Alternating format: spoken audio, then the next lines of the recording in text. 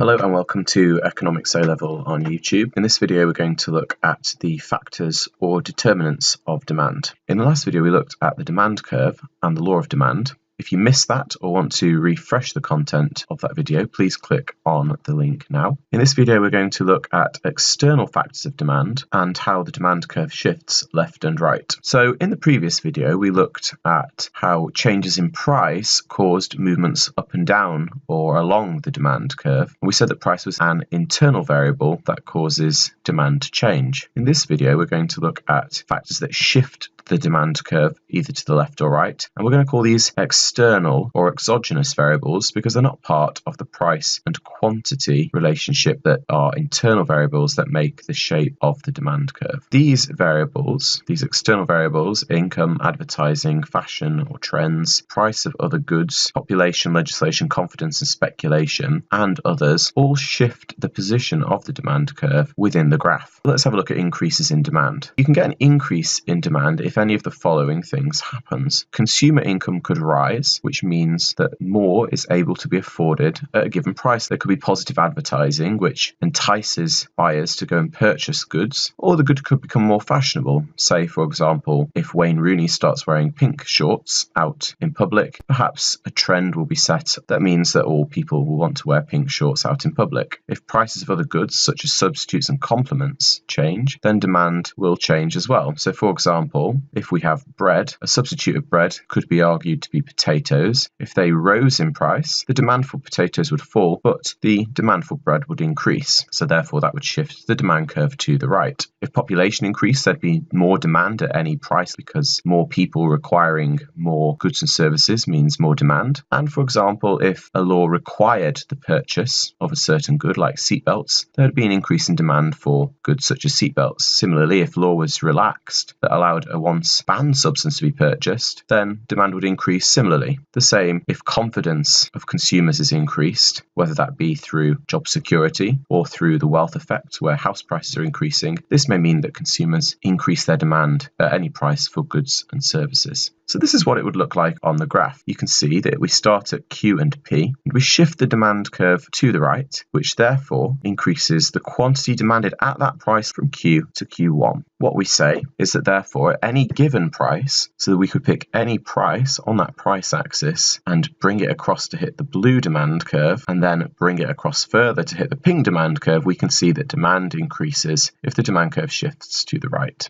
The opposite is true for decreases in demand. So all of the things we just talked about in their reverse would decrease the level of demand for a product. So consumer income falls, things become less affordable, and therefore consumers purchase fewer goods and services at a given price. Let's say that the government put negative advertising highlighting the dangers of smoking cigarettes on TV, then this may cause consumers to decrease their demand for cigarettes in light of this negative advertising. Same if goods go out of fashion and if prices of other goods change. So for example, if we have the demand for bread again, but the price for potatoes falls because there's an increase in supply of potatoes, let's say, then if all of the things are equal, the demand for bread, a substitute, is going to fall. If population was reduced, there'd be a fall in demand as well. Let's say that a law was enacted that forced cyclists to wear cycle helmets, otherwise they'd be criminalised for not doing so. There may be, in this instance, therefore a decrease in demand for cycling as a result, and therefore a decrease in demand for bikes because the law may put people off cycling. And if the economy is going through a downturn or recession, consumer confidence may be low because job security might be low, and therefore consumers may decrease demand at a given price.